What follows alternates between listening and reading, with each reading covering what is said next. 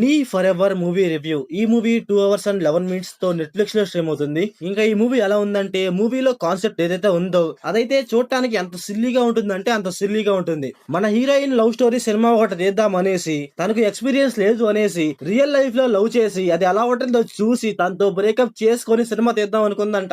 మన హీరో ఏమైనా తక్కువ అంటే కాదు. మన హీరో ఒక డేటింగ్ యాప్ క్రియేట్ చేద్దాం అనేసి లవ్ చేశాడంట. మూవీలో తీసుకున్న కాన్సెప్ట్ గైస్ చాలా అంటే చాలా సిల్లీగా ఉంది.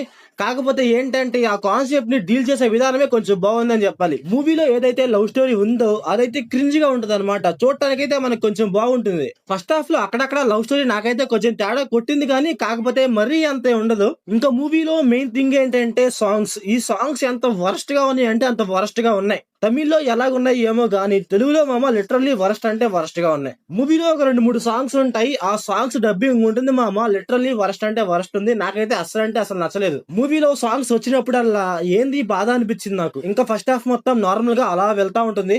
అక్కడక్కడ కొన్ని సీన్స్ లో కామెడీ, అలాగే ఆ లవ్ స్టోరీ అంటూ నార్మల్ గా తీసుకువెళ్తా ఉంటారు. ఇంటర్వ్యూలో ఒక ట్విస్ట్ ఇస్తారు గైస్. ఆ ట్విస్ట్ అయితే కొంచెం బాగుంది. మూవీలో మన హీరో వాళ్ళ మదర్ ని చూస్తే మనకు నమ్మశక్యంగా ఉండదు అనమాట. ఆమె మన హీరో వాళ్ళ అమ్మ అనేసి.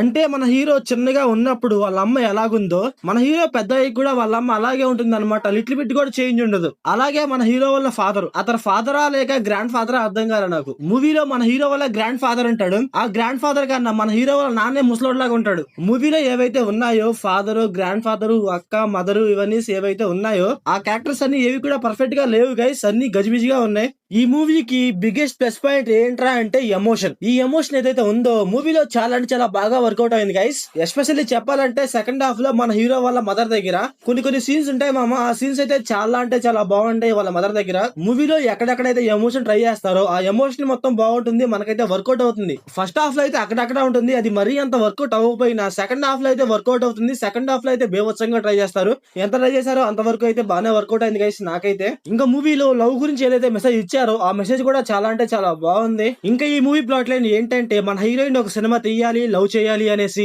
అలాగే మన హీరో ఒక యాప్ క్రియేట్ చేయాలి, లవ్ చేయాలి అని అనుకుంటాడు. అప్పుడు ఏం జరిగింది, వీళ్ళిద్దరు ఎలా లవ్ చేసుకున్నారు, లవ్ చేసుకుంటే ఏం జరిగింది మనం మూవీలో చూస్తాం.